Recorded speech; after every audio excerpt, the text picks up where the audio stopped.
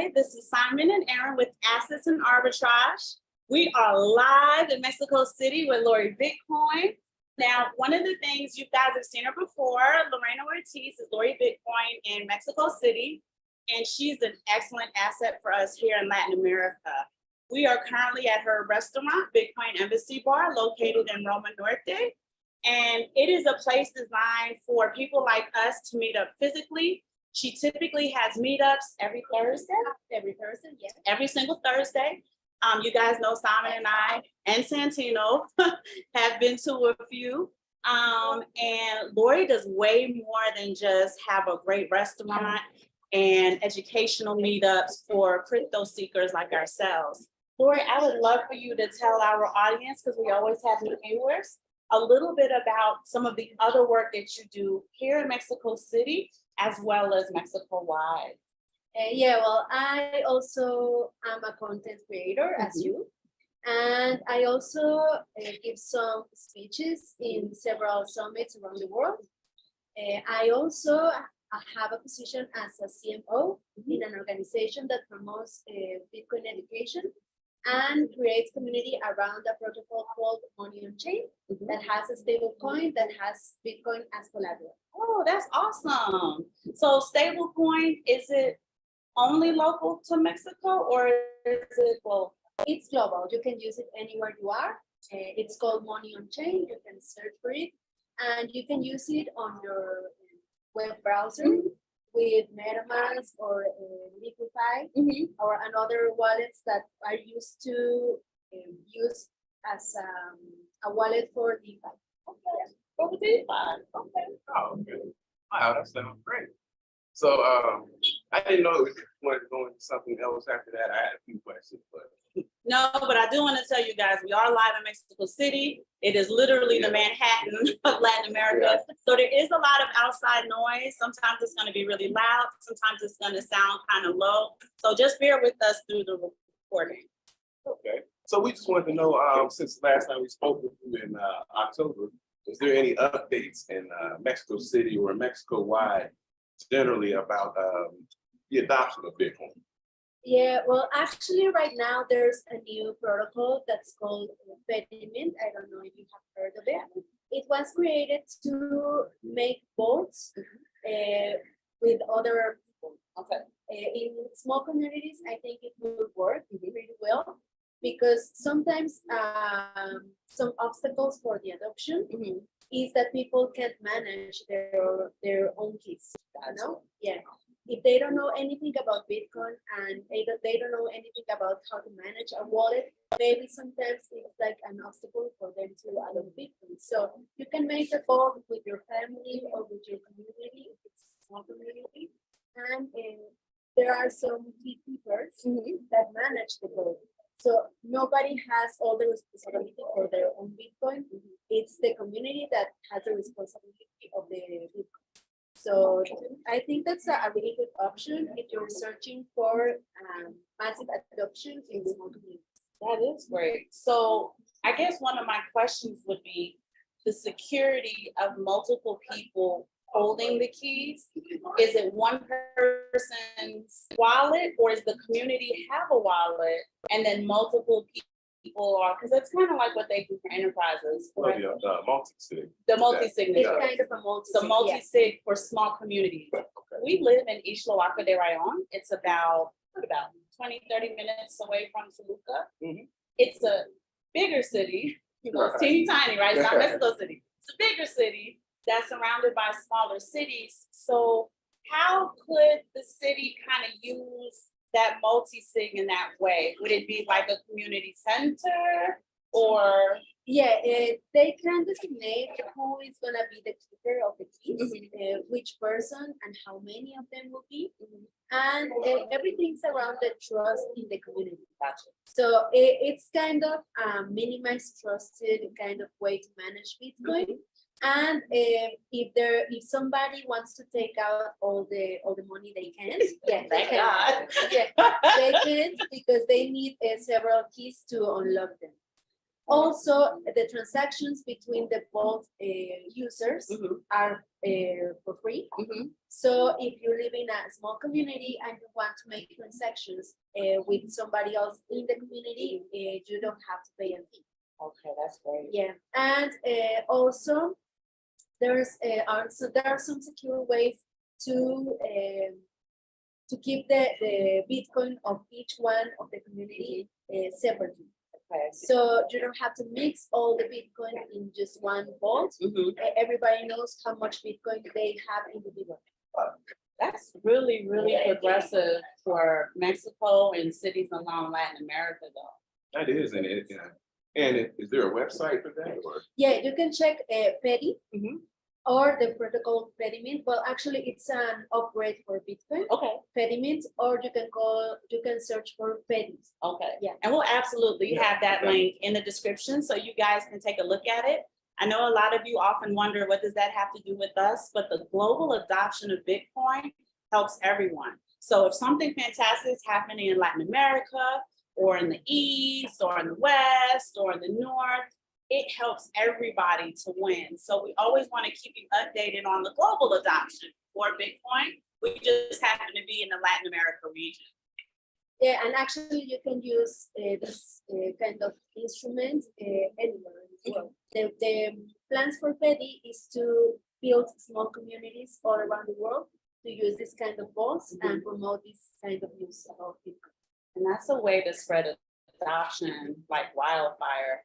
Wow, that's very interesting. And to get adoption quickly to rural areas. Yeah, wow, and that's something we talk about a lot because we speak to a lot of people about Bitcoin education and we always refer them to you. So just your website. The technicals in Spanish do not have. Yeah, that is great. So well then piggybacking off of that, we would like to ask, because I've seen you in South America, going different places. I believe I see you in Argentina. Yeah, sure. Okay, and so how is the Bitcoin adoption going through LATAM? South America. I think in some particular places like Argentina and Venezuela, there's necessity to search for a solution for the inflation and the devaluation of their currency. Especially Venezuela and Argentina, right? Because Michael Saylor got caught terribly. Right. Yeah, and I think that's what's impulsing the adoption there in those places. Yeah, in Mexico, we have a little bit more stability. Yes. So we don't have that necessity to search for an answer to keep safe our wealth. Right. So yeah, in Argentina, there's a huge community of Bitcoiners. Actually, Money on Chain was built at first in Argentina. The beginners, the founders of the protocol lived there. Right now, Money on Chain has passed to decentralized. Actually, right now it's running on IPFS in their planetary file system. So right now they don't have any other influence in the protocol. But at the beginning, the founders of the protocol lived there. Okay, so it started in Argentina. It's spreading like wildfire. It's here in Mexico, which is great because you're not too far away up, especially in the rural areas like we talked about. So let's talk about it. Aaron and I, we spent a week in El Salvador. Yes. Oh, okay. At El Zante, Bitcoin Beach. Yeah. And we walked around, checked it out, tried to, spend some Bitcoin. We have some other places that we have researched and done shows on. It was Bitcoin Jungle. I think in Costa Rica. One is Bitcoin River. In Guatemala? Oh, no. I think that was Bitcoin Lake, wasn't it? One's Bitcoin River, one Bitcoin Lake. Okay. But what do you think about areas like that, especially El Salvador with people like Max Kaiser and President Kelly down there? What do you think about that? Well, I think that's great because actually all the adoption of the massive adoption as a country of Bitcoin in El Salvador started in Bitcoin Beach. Anything would happen if there wasn't a Bitcoin Beach at first, and all the education that they're promoting with initiatives as My First Bitcoin, that it's a diplomado, I don't know how to say it in English. Like a diplomatic? See, no, it's like an educational kind of way to learn something. Oh, okay. It would just be an we don't have like a word for it, but. Okay. Mhm. Yeah, they give the young people, the students, a certificate that they have learned how to manage Bitcoin, how to open a wallet, how to restore a wallet, and actually there will be a graduation Mhm. in May. Oh, Yeah, okay. I'm attending. Okay. It will be on the 11th or 12th, I think so. Okay. Yeah, and this will be like the third or fourth generation of students that study about Bitcoin and have a certificate in El Salvador. Oh, wow, that's awesome. And this initiative is amazing because they don't earn any profit. Mhm. They just make this kind of endorsement Mhm. just through donations of all the Bitcoiners that want everybody to be educated about it. And that's the community, right? So the community got together, we would call it in America sandboxing. You know, you're in the sandbox, so you're teaching the kids how to do it, hoping that they get the real world application. So we would call it sandboxing. But how the community came together, there's no profit, there's no agenda, there's no incentive, other than Bitcoin is more important than the little bit of money I could have made charging you Yeah. in order to graduate from this program. Now, you were recently in Guadalajara. Was that for a Bitcoin project? Actually, I attend to something called Talent Land. That is like the most big, I don't know, the biggest, the largest, event in Mexico. And they have a blockchain land, they have gaming land, they have iron land and other lands. So the people, the students can see in which place, in which area they can develop themselves. Awesome. So I attend as a speaker to blockchain land, and I talk about why it is so hard to understand Bitcoin, but not as like the technological barriers, but as the psychological barriers that we have in our minds, so that you can understand Bitcoin pretty well because of all these barriers. Well, I'm curious, what are some of the psychological barriers that you've been seeing here in Mexico? Because they may be a little different than the psychological barriers that we have in the US. What are some of the barriers you've been seeing with the understanding the simplicity of blockchain? I know I said that, that's obnoxious, but even the simplest aspects of blockchain can be kind of overwhelming when you are not technologically inclined. Yeah, I think one of the most shocking parts of understanding Bitcoin is that you learn how actually the money works. Gotcha. How actually the money system works. So it's like a kind of shock to know really how they do it and to learn that money actually doesn't worth anything. It doesn't worth anything if it has like the respaldo, like the backup of the government. Yes. It doesn't worth anything. It's not backed by anything. Yeah. So it's kind of shocking for everybody to understand this and to know that all the time that they have been working, it's kind of worthless because their money starts devaluating every minute, every second. So I think this is the first barrier because you start with some kind of denying about what you have just learned, and you start saying to yourself, no, this can't be possible. And Bitcoin is the thing that is worthless, not my money, because all my family has been working generations to accumulate this wealthness in something that it's gonna be worthless in a couple of years. So this is one of the first barriers that you confront at the beginning. After that, you pass to some kind of how do you say, like grieving cycle. Grieving cycle. Yeah. Yeah. I've been working for nothing. I get it. I understand it. But it's really painful in Latin America. Yes, because we have been struggling with this monetary system for years, and we have been experiencing all the inflation problems through generations. So it's really shocking for us to know that we are not safe at all. And then we start like accepting, right? Okay, so yeah, this is gonna be the system that I will be living for the rest of my life. Then what can I do to participate in that? Yeah. The student, oh, go ahead. Oh, I'm sweetheart. sorry. Go ahead. I was just gonna ask this last question, Lori. The students that you were talking to in Guadalajara, are they young children? Are they college students? Is it a mix? It's a mix. Actually, they have a kids land Okay. where you because I can heard that. find really small kids like 4, 3, 1 year olds.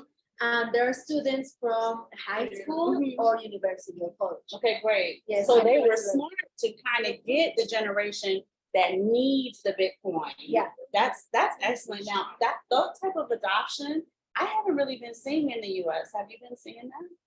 I haven't been seeing it readily on social media, but you know, like I said, we're not there, so we might be missing something. We might be but missing yeah. stuff, right? And you notice that the media never ever talks about things like this. Yeah. Right? So they never say, oh, you know, we're gonna have, it's the community that comes together and brings you the news. All I see when I go on my social media is bad news about what's going on in El Salvador. They focus on the gangs and the violence and how Bitcoin's not working. And then you have an event that you went to in Guadalajara, which is an extremely large city. It's the second largest city in Mexico, isn't it? Would think so. Guadalajara. Guadalajara or Monterrey. I don't know. Yeah. One or the other, but the top top three largest city in Mexico. And we have no idea that there's this great conference outside of Lori. So when we talk about supporting resources like Lori in your community who are traveling, spending their money, spending their time, right? Because time is money, spending their time that they can participate in these things for no profit. We want to do whatever it takes to support content creators as well as community resources like Lori. So if you have someone in your community like that, do whatever you can to help with the conferences, to help with the virtual conferences. And it may require you to put out a little bit of money. Yeah, definitely. Right? Kind of like a community service, but it is serving your community. It does give back to those who need it the most, the underserved communities. I know you have one. And actually, I wanted to add something because Bitcoin changes this kind of paradigm. When if you keep the knowledge to yourself, then you have like a way to earn more money. With Bitcoin works The all the way opposite. around. Yeah, the opposite. We yeah. make more money when she's absolutely right, where people do like to maintain the advantage. Yeah, I know something you don't know, so I have an opportunity that I can lock you out of. But she's saying that Bitcoin is more altruistic, right? We talked about this, I don't know how many shows back, 3 or 4 shows back, where Bitcoin requires the community to come together in order for the opportunities to start to spring forth so that we can generate the wealth, not just for us, but we often talk about, you guys can't see the kids, I keep pointing at them, but y'all know our gang of kids are here. I'm trying not to travel without them.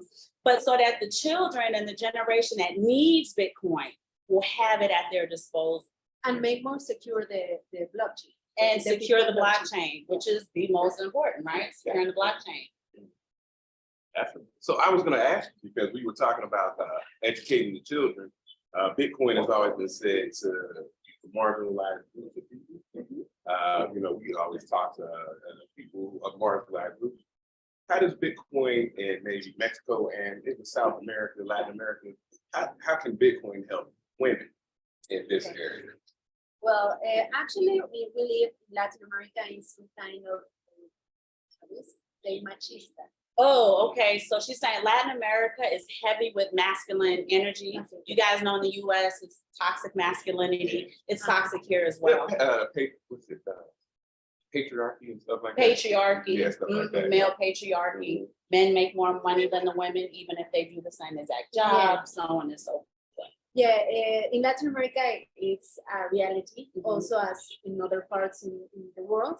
But a lot of women here in Mexico are not allowed to work because of their husbands doesn't want to.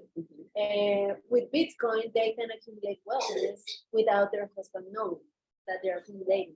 Because some parts of all the how to say violence, like the gender violence And the femicide. and yeah, it's because the woman can't leave the husband, you know. And if you can accumulate enough wellness to go by yourself And take care of yourself. yeah, and take care of yourself, then you don't need that kind of things in your life. So I think Bitcoin can make women stronger, women be stronger that way. Okay, is that something that you teach or it's something that you advocate for? I advocate for. I don't teach it, but I have talked about it in several interviews. Yeah. Because it is a resource now, and America is very different, right? Yeah. So America, well, with the Black community, it's very different. So I have opportunities that he wouldn't necessarily have at his fingertips. So we have to work together. It's very different. We have to work together to get stuff going. And in the US, it's the men who are kind of in corporate America. They don't mind men doing like heavy labor. Yeah. But when you're talking about corporate America, where it's a little bit easy to kind of make money, yeah, you don't see a lot of Black men yeah, climbing the ladder. But the women, we can. We can get into spaces that a lot of the Black men can't. So for us, it's a little bit like backwards, where we have to work together in order so that the man has, you know what I mean?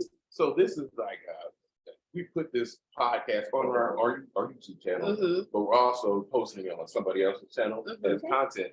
And it's called Gentlemen of Crypto. And it's explained, you know, really to help the Black community learn about crypto community. So that's why we like to talk to you, because you know, everybody has to help their community. Right. And then we spread out and we can help other communities. So yeah, that is definitely marginalized groups of people we want to help. And we all have kind of like different problems, right? So the women's independence isn't so hard to achieve in the US, but it sounds like it can be hard to achieve, especially in pueblos and much smaller areas. Yeah, and we have a really big number of single mothers here in Latin America. I'm not sure why, but actually I'm a single mother. But yeah, well, actually she's not a little right now because I was a teenage mom. Oh, okay. Yes. So how old is she now? 15. She said, oh, he's 15. Okay. I had no idea. We'll have to meet her one day. Yeah, sure. But it does give you the economic strength you need to make great decisions for your family, to give them the quality of life that they deserve. Yeah. And you're teaching her, because she's watching mom. Yeah.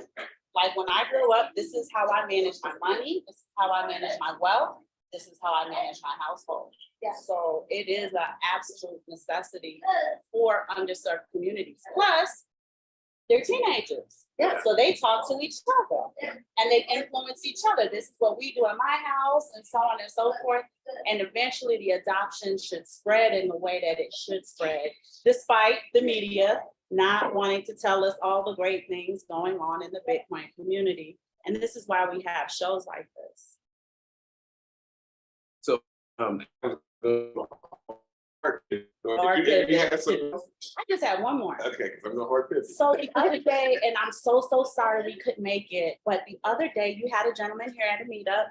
He was going on a Bitcoin tour. Paco, right? de India. All over de la India, no? All over Mexico. I mean, it's a lot of travel for Paco. Yeah. So if you could tell me just a little bit, because I'm sure you had a long conversation with Paco before he did the meetup. Can you tell me a little bit about how that tour is going and how the adoption is going in the areas that he's been trying to kind of help get some jurisdiction in? We have to make a Telegram group to help him to connect with all the other places that he was visiting, Right. he was planning to visit, and to connect with another Bitcoiners, not just in Mexico City, that is the capital, but in another places like Puebla and Querétaro. And yes, there are several communities here in Mexico City, not as big as in Mexico City, but yeah, there's Bitcoiners everywhere in Mexico. And he's trying to find and show by Twitter and other media the uses of Bitcoin all around the world and all the adoption that has been going on and all the communities that exist. So I think that what he's doing is amazing. And he has been receiving some support from all the Bitcoiners and other companies. Because we would love to have both you and Paco. It doesn't have to be at the same time, but Isla Waka de Rayon, they're working to kind of scale up. Yeah. And it's something that I think they absolutely need to hear. And surprise, surprise, so many of them are like, what is that? Is it a coin? Like, where is it? Is it in your pocket? Like, you know, we have the little Bitcoin ounces because you know we're in the precious metals. So when our neighbors come over, they think that's the Bitcoin. No. Right? Like, so that's how we're like, oh, we gotta get Lori here because she can do the technicals, and your partner as well that's on your podcast. You guys can do the technicals to just get the basic education out there. And I know sometimes it feels like we're almost moving backwards because we have to start all over from the beginning because this area is like, bit what? Going on? Like what?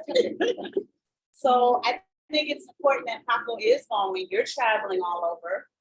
We have other networks traveling all over. And sometimes you still feel like, oh my God, there's a pocket that has no idea what this is with all of the work that's been done. So I'm hoping we're gonna see what we can do, but we absolutely need you in our region in Toluca, especially those little areas surrounding Toluca. And we could always set up, you know, some kind of meetup or a thing, you know, something like that. Mhm. So that's always an option. Right, because we know the mayor and we know the police chief and we know the people in the staple of the area. We just need to get everybody in one place so that that Bitcoin adoption can start to work in that area. Often, Lori, when we go to the ATM, there's no cash in the ATM. There's so many unbanked people. Yeah, and they don't need to fill it up because there's no need. Well, they need the cash, but they don't have a bank account. Yeah. So what's happening is you're paying the vendors and the money's not going back to the bank because they're not depositing into their bank accounts. So you'll see there's always a huge cash shortage every Friday when people are getting paid. And that is a huge sign, that cash shortage is a huge sign that Bitcoin is absolutely a necessity for you unbanked population area. And conversely,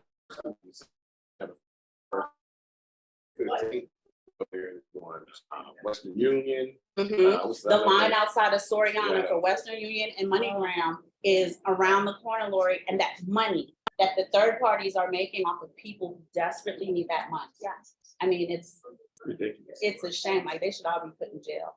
Oh, and all the commissions that they charge. The commissions that they charge, and that's what I'm talking about, the money that they're making off the desperation of a family who needs that money coming from the US. Yeah. It's like they're million, trillion, billionaires off of the commissions, and Bitcoin's desperately needed where we are. And we could talk to the banks, but I'm not gonna go there because that could go on and on and on. And then we can get banned, so don't talk about it. We'll take our show down. No, I was gonna go with the hard pivot though, because you know I go with the government level. So you know, BRICS nations, Brazil, Russia, India, China, South Africa. But I read an article earlier this week that Mexico may be applying for the BRICS Nations Plus. Have you heard anything about that? No, actually, I haven't done so. Okay, no worries. But from what I read, they're actually, you know, so because they're trying to usurp the US dollar as far as the trade. So that's what I had read. And it was interesting because it's one of the US's biggest trade partners. So that's a big problem for the US when they're losing big trade partners, right? They're trying to, you know, they lost all the BRICS and then they're losing all these other people applying. So Yeah, you know, Mexico joining would be a huge blow. Yeah. And I don't know if you've been noticing, but just because like we earn income in dollars and then because we live here, we transfer it into pesos. The peso has been strengthening a lot against the US dollar. Yeah. So this is good news for Mexico, bad news for us, right? But you know, it's a way, I think, for Mexicans to take that strength and the opportunity and start to invest in trying to get their Bitcoin together. You know what I mean? Yeah. Like that's a great opportunity for you guys on this front. Now we need to do it because the dollar is weakening against currencies that it just shouldn't. Yeah, like the yuan. Mm-hmm. Yeah. And all the interaction that has been going on between Russia and China and other countries, and they're trying to get together to kick out the dollar and a currency to make transactions. So yeah, that's really weakening the dollar. Right. And I mean, the US is in big trouble. Europe's already in trouble because the euro is already weakening against the dollar. It has always been strong against the dollar for the last 2 decades. So as we're looking at the global signs on the wall, the flags that we're seeing, I even told you just a small flag. You have all of these smaller areas of Mexico where there's a cash shortage. These are all signs that Bitcoin is absolutely a necessity globally for everyone, whether your nationality, your socioeconomic status. If you're wealthy, you need Bitcoin to protect your wealth. Yeah. If you're poor, you need Bitcoin in order to generate some of the wealth and to maintain the time and the labor you put in, the money that you made to begin with. And those are some of the things that newer viewers are starting to kind of like, oh, you know what? You guys are right. Like, it's time now. Because we still have some psychological barriers in the US as well. Yeah, I think everybody has it because we have been living in a system for decades that makes us think that something is one way and we couldn't understand it and we couldn't talk about economy because we didn't have the preparation, the academic preparation. But when you understand Bitcoin and you start talking about these difficult topics that aren't that difficult because even all the economies that manage all the wellness of the world, they can't explain what they're doing. You know? I don't know if you have seen some videos of all the federal, well, the Fed or the SEC or the, how do you say, the European Bank? The central banks. Yeah, all of them, when somebody asks them how the money has been produced, they can explain what they're doing. So if you start talking about the stuff, you now understand that they are just making money from air. Then you're one head above the others, you know, Right. one head above the system. Right. And I think that is a huge psychological barrier because there's still a lot of US citizens who don't know that money is created from debt. Yeah, and they don't know, like we always talk about those five tenets of money. The 5 characteristics, right? So, you know, understanding that what you have is fiat currency, it's not actually money, and we're talking about, you know, Bitcoin being money thing. So, Lori, I'm going to ask. I got questions today. I don't want to keep it too long. So, we are also precious metals investors. Okay, so like gold and silver. There are people who posit out there that Bitcoin is gold 2.0. Have you heard about that? Yeah, I have heard about it. I think Bitcoin is even better than that. Because there are some places where they haven't searched that there is more gold. So anytime that another place with too much gold is discovered, that makes a lot of, say, Like war. yeah, they can offer more quantity of gold, and the markets may be more. Fluctuating. Yeah, but Bitcoin is a certainty in everything. We have, for first time, digital scarcity, and we know how many Bitcoin will be ever. So I think Bitcoin is even better than gold. Even if you can touch it with your hands, even if you can hide it in your pocket or in your house, you have it kept in a more secure way that it's secured by everybody. So for me, it's even better than.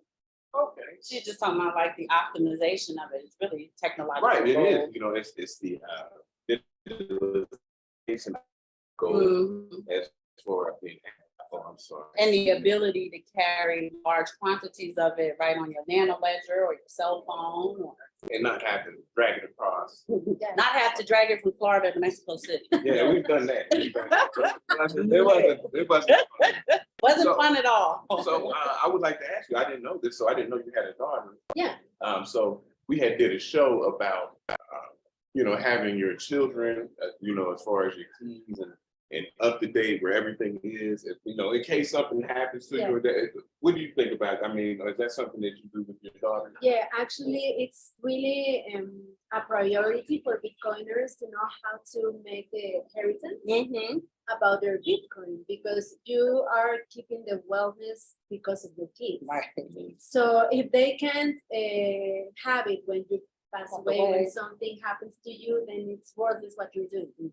So yeah, I think we all have to have a plan of what would happen if we are not here anymore.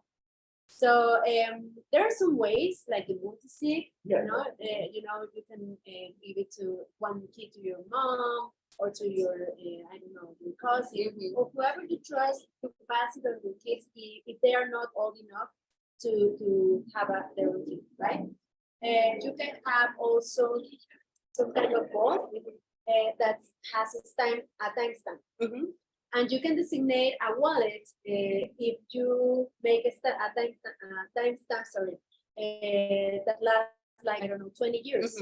And you give the wallet to your kid, okay? And you just say, okay, just keep it with yourself for 20 years.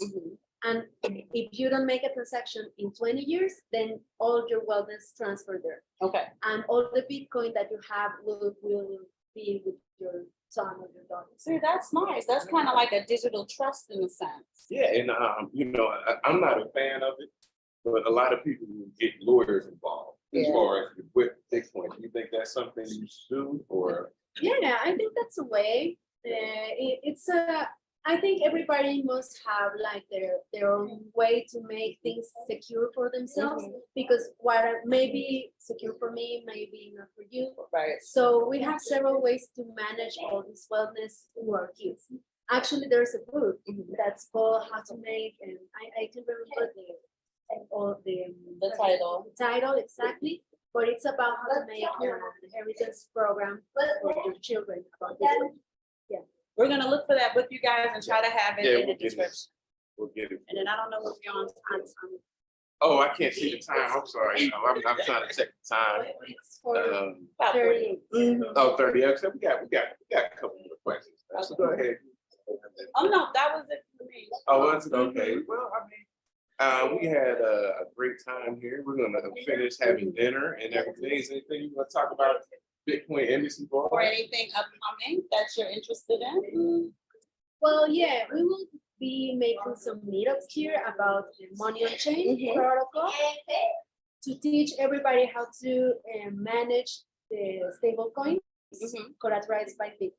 You know, because we have been suffering some problems with the stable coins recently, on what happened with the USD, all that happened with Terra, Luna, all that happened with Paxos, and all these how do you say, empresas, The businesses? the businesses that were emitting all these stable. And I think we have to search a safer way to have stable coins. Yes. I'm not a fan, but if you want to use them and you have to use them, then we have to search for better ways to have stable. Better solution, yeah. Okay, I'm gonna get out of here on this last question. I see you got the Bitcoin earrings. Oh, Okay. Oh, that is so cute. She's got Bitcoin merch. So I consider myself a Bitcoin maximalist. Are you a Bitcoin maximalist? I am, but I'm not a toxic maximalist. Oh, you're not toxic? Oh, boy, you might be a toxic maximalist then. Well, I try to respect all the adoptions what because are other I'm sorry. What are the other coins called? shit. Okay, I don't want to get there. All right. Shit, but you have to respect every diversity. Everyone's that exists. decisions. Yeah. Thank you, Lori. Yeah, that's why this place it's like a center for the community, you know, because if I was like really toxic about everything, then nobody would like to come, Right. you know? So if you like NFTs, if you like Web3 or whatever, then it's okay. Sometimes we make some kind of transition, you know, maybe we start like, okay, this sounds interesting, and then we lose money and we're, okay, no. Oh, yeah. Okay, no. I changed my mind.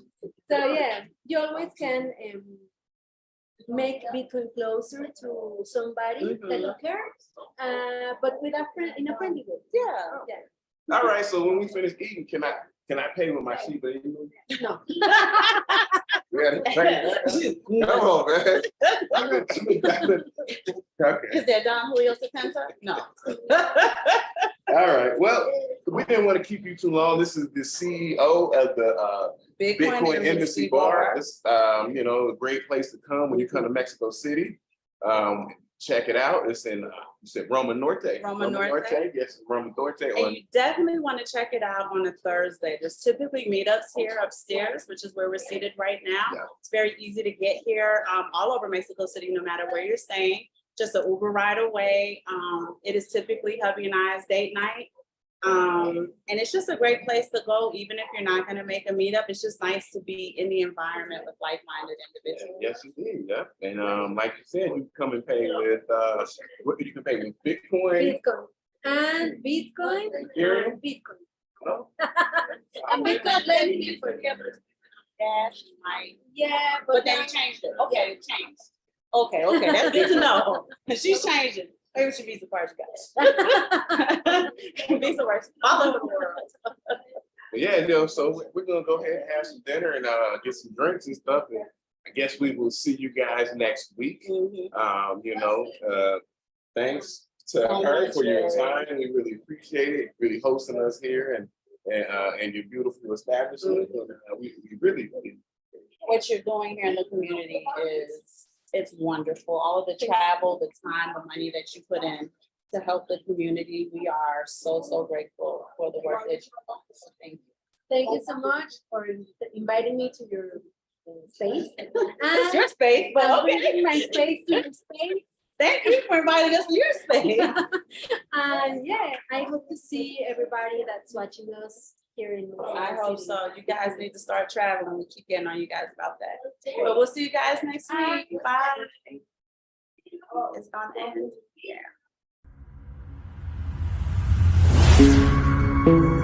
Yeah.